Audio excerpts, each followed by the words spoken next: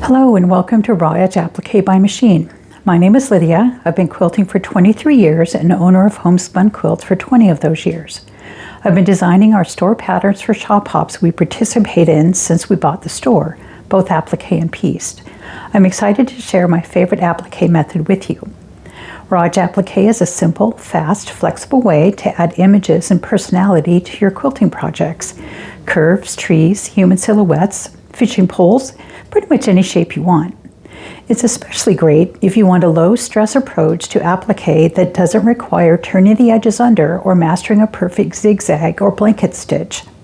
In this video class, I'll walk you through my process using a fun example design, a Sasquatch taking a walk in the woods.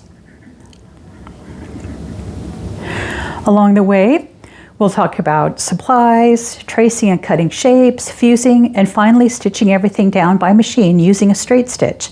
I'll also incorporate some tips during the process. These are some pieces I've made in the past. You can see that some of these edges are, well, this one's not starting to fray so much, but this is starting to fray. And the pieces that I fused but didn't stitch down have come off, so I'll need to stitch that back on. Raw Edge Applique is a technique where fabric shapes backed by fusible web are fused to a background and then stitched in place by machine.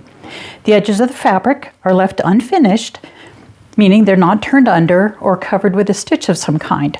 Because the edges are raw, they will fray slightly or a lot over time, especially after repeated washing. The fraying is part of the charm and gives the piece a softer, more organic look. This is my favorite method because it's fast, forgiving, and very versatile. You can create shapes and build layered images by overlapping pieces to form simple or complex designs.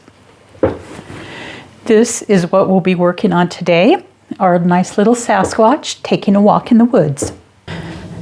As for materials, you can use flat cotton, flannel, or wool, really whatever you want as long as it won't melt when heat's applied. For this project, you need a big background piece, 12 by 16. It needs to be at least an inch larger than the finished project because stitching the project causes shrinkage just like quilting. A piece of grass, 3 by 16. 4 different tree pieces to mix and match, 5 by 9. 1 piece for the tree trunks, 4 by 5, and 1 5 by 5 inch square for Sasquatch. The pattern's available on homespunquilts.com. The code is Sasquatch. And of course, you'll need some fusible web. This is commonly an adhesive that is activated by heat, supported on the back of a thin parchment type paper. Some common options are Wonder Under, Heat and Bond, Steam-A-Seam, and Transweb. Each behaves a little differently, so always follow the manufacturer's instructions. I'm using Transweb because it's smooth for tracing when fused and thinner than other fusible webs. A pen, pencil, or other marking tool for tracing. Paper scissors for the pattern and the fusible. Some fabric scissors. I like the micro serrated edge because it grips the fabric. It's really nice when you're going around corners. A ruler if you want for placing things, or you can just eyeball it. And then let's get going. Okay, we've got our pattern here. You can see these dotted lines on this one. That means you're going to cut them apart and turn them into one big piece just by matching the lines. You also notice that the pieces are numbered. So this one is piece 2-1, 2-2, 2-3, and so on. That just indicates the order that you're going to place them. Here's our other tree on our Sasquatch. The Sasquatch will be placed last. Next thing you're going to do is trace your pieces, and you'll be able to do this right through the paper. Next, you're going to cut your pieces apart and then cut out the center of the piece, leaving about 1/4 of an inch on the inside of it. This is going to keep the piece very light and not as stiff.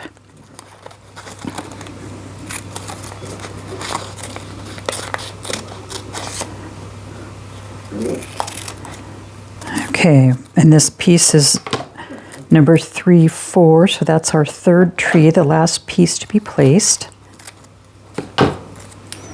And I'm just going to write that in here so I can keep track. Now here's my piece of fabric I'm going to put it on. And you can see where I cut through that line, it comes up very easily and goes right back together. Make sure this is all the way on the piece of fabric. There we go. And I usually do this half the time the manufacturer says. That way when I fuse it down completely, I'm not overcooking it, making it possibly not stick. All right. Next I grab my fabric scissors. I'm going to cut this out right on the line. Sometimes I make minor adjustments.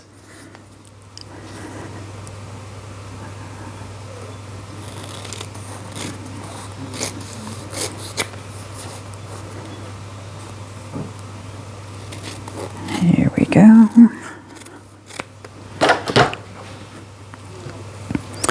All right, now to get this off, usually you can just bend it and peel this.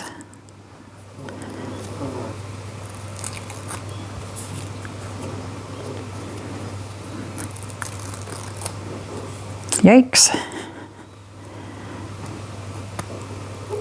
Pieces are sticking to me. There's our last little tree piece. Fuse that in place.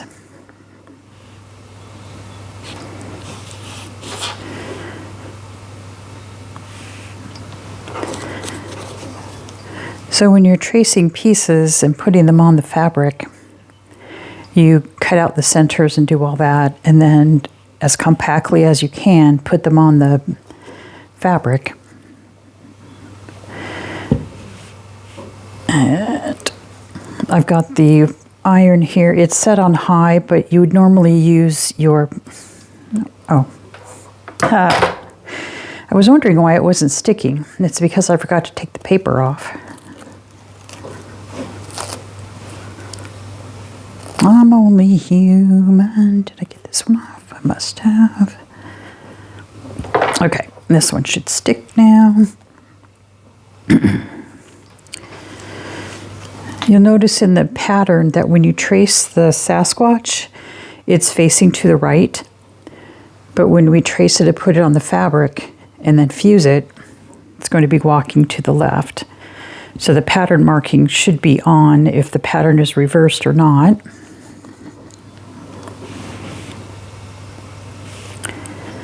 There we go.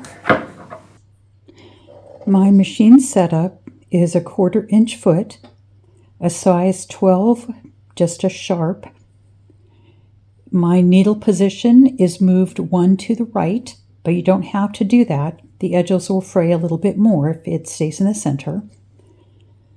I have my stitch length set at 2.5, and instead of a thread that blends in, I'm using a contrasting thread so you can see it better. So I'm lining up the inside edge of my applique piece with the inside edge of my 1/4 inch foot. And you don't have to use a 1/4 inch foot. A regular foot is fine. So we're just going to go fairly slowly, going right along the edge of the applique. And I would say this is probably 1/8 of an inch, maybe a little bit less. And you can see it doesn't have to be perfect. And I did not bring my thread up to the top because I'm cutting that side off.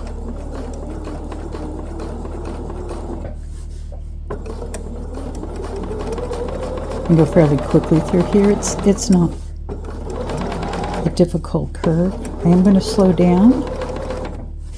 And when I stop, I can move my fabric around the corner a little easier. Because this, I have a pivot point there with the needles in. So that's the other thing you want to do, is make sure your needle stays down when you stop.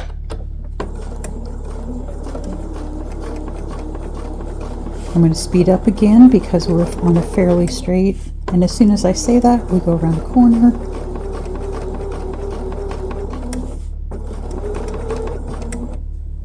Hoping my fingers aren't in the way too much. As you see how I pivot there because I would have ended up going onto the fabric. Now speed up again, just in time for the corner. And you want to do all of the same color at one time. It's just easier that way. Efficient.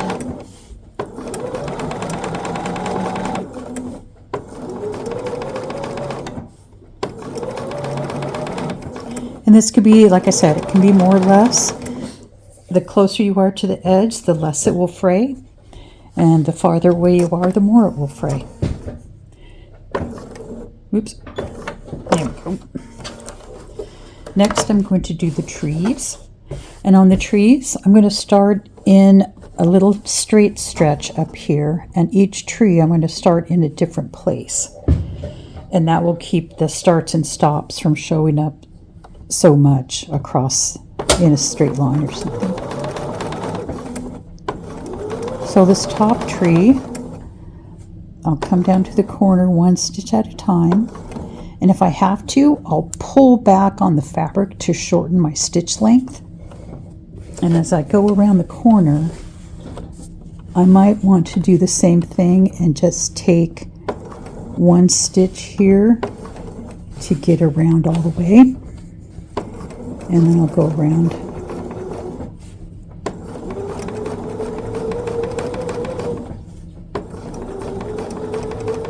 So I'm coming up to a corner.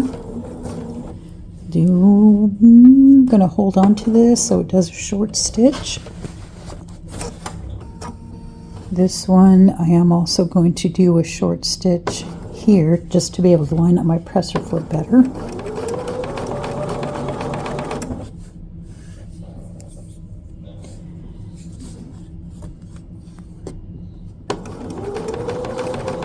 And I see I forgot to put the microphone in, so I hope you can hear me okay. If not, I will end up doing this again. Now when I come back to the end here, I'm going to try best I can to go right into and over the previous stitches, about 3 stitches.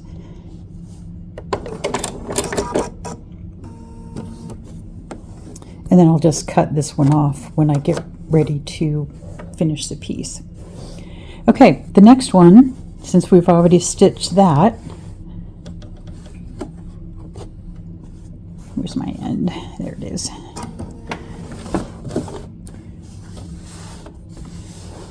So for this one, I know it's going to look a little odd. And what I'm doing, I'm going to hand crank this down just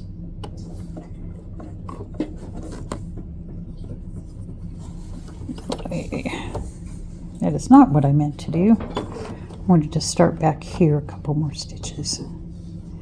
This is like going in reverse,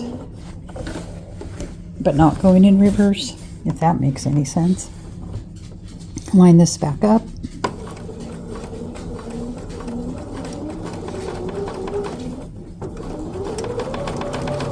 Coming to a corner.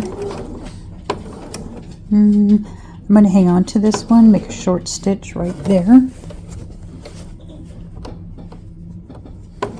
And that one lined up almost perfectly. So when I put the pieces down, I started with the tree trunk and moved up. When I'm stitching the trees, I'm starting at the top and going down. And that way I can make sure that all of my parts are stitched all the way down, and I don't have to do a partial seam or anything. Not seam, a partial run, I guess. So starting and stopping.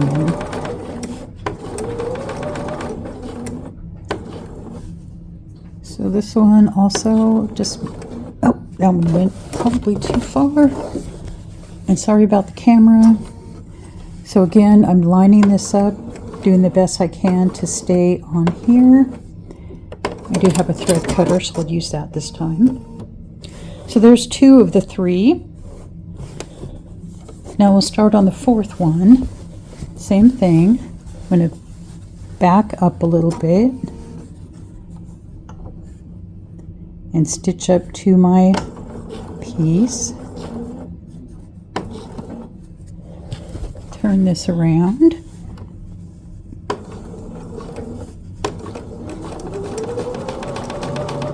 And really, please do not stress over this. It's supposed to be fun. It's easy.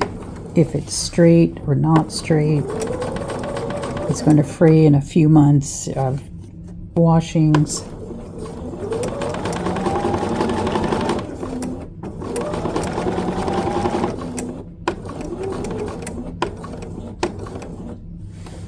That one I'm going to leave, but I might take a stitch there. And that's overlapping, but I just stitched over it. I'm going to hang on to this, make sure it doesn't go on the next piece. And then come back down best I can right there.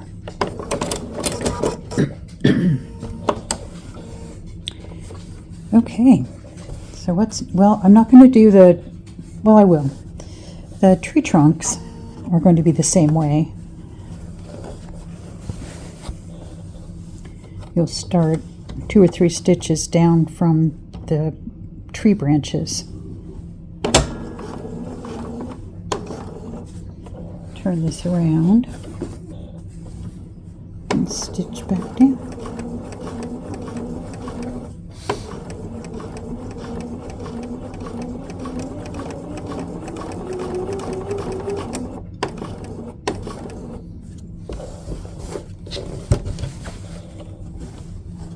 By turning this around, you can see exactly where your stitches are compared to reverse, where they're kind of blind. And then again, I would start at this upper tree, but in a different spot. So those starts and stops don't form a line across the fabric.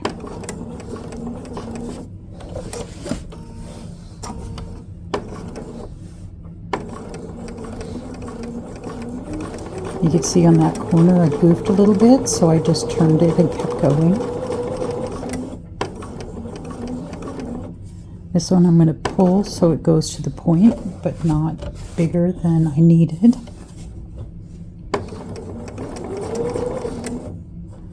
Trying not to run over my threads so I have less work to do later.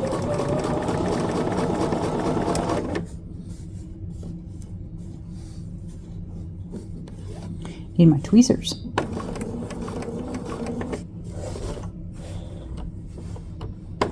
Come across the bottom. And this one I will just stitch because I can see where I'm going.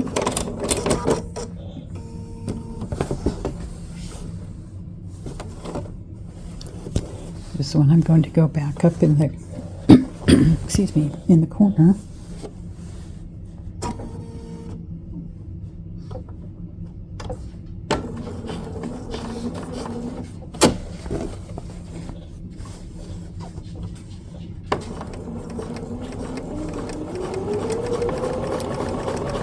This is where I would normally turn the radio on and start singing. Trust me, you don't want that on tape.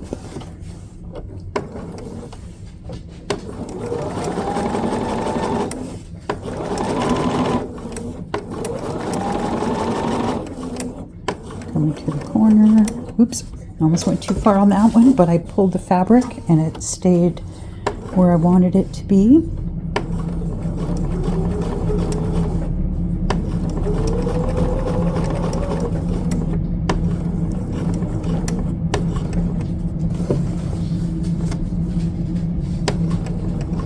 Oops.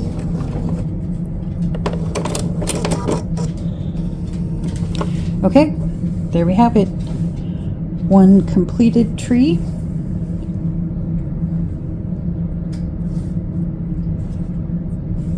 And one tree that just needs the trunk. Have fun. Do not let this stress you out. Have fun with it.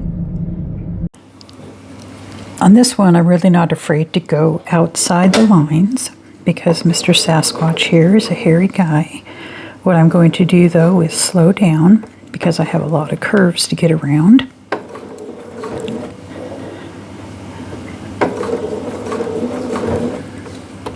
And it just depends. You know, this is going to fray a little bit more, and that's fine.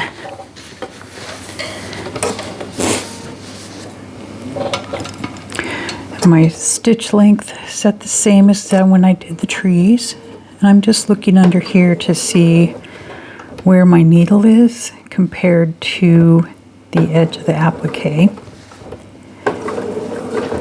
And like I said, I'm going a lot slower. In some cases, I'll be kind of pulling on the fabric to make a shorter stitch without having to change my machine settings. When I'm coming to a sharp curve or a point, like this one, I'm going to look underneath the presser foot, see where that needle is, see where the edge is, just kind of adjust as I need, continue around.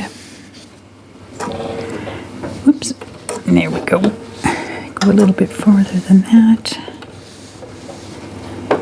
There we go, that's better.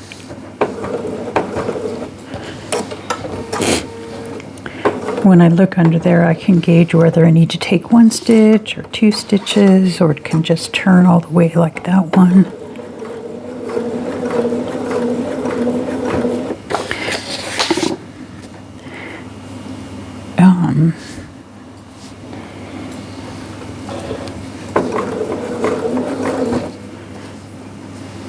So again, just keeping my edge here. Slowing down as I come to the corner. You can see this edge. So I'm going to go another stitch or two. This one I'll come around farther, take one stitch, then continue down. Got his little muscular legs here. Turn the corner. Slow down a little bit as I come around that, down to his heel.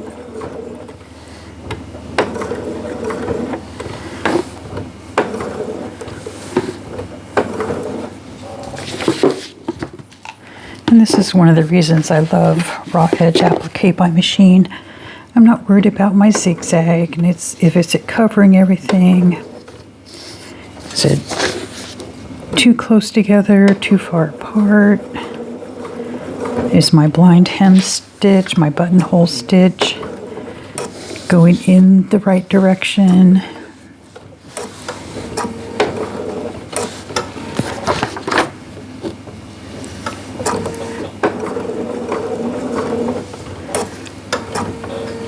You'll get the hang of this really quickly.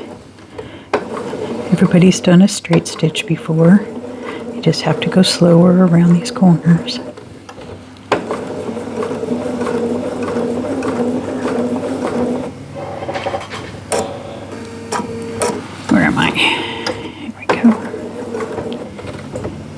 This is where having one of those freehand systems, the knee lift that lifts up your presser foot so it keeps your hands free, comes in really handy. And even if I go outside the lines on this, that's fine. Like I said before, Sasquatch is kind of hairy, so.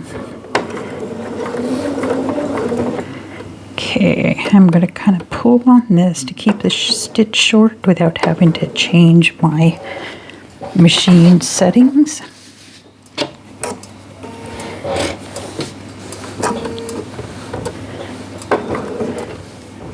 And this is a really forgiving technique.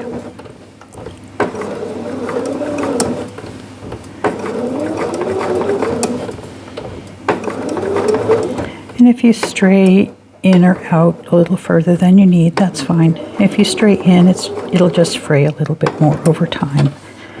And especially with Sasquatch, that's a benefit.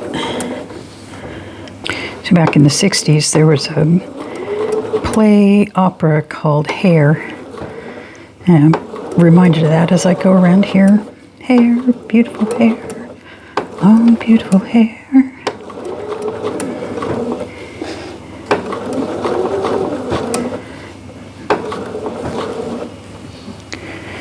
All right, coming around with his arm here.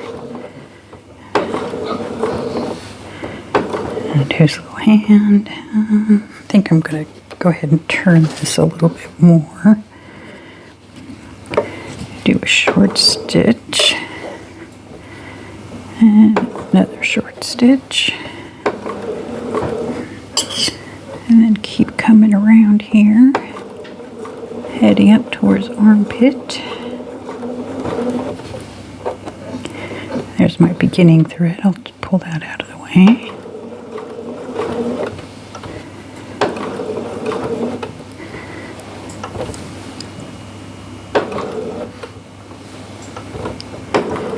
So almost around to the edge. Again, this is why this is my favorite technique, because I don't have to worry about, okay, now is my zigzag going to meet, or is my blind hem stitch going to meet here, or is it going to look weird? And now I can just go over my ending stitches, and we are done. Thanks so much for watching. Bye now.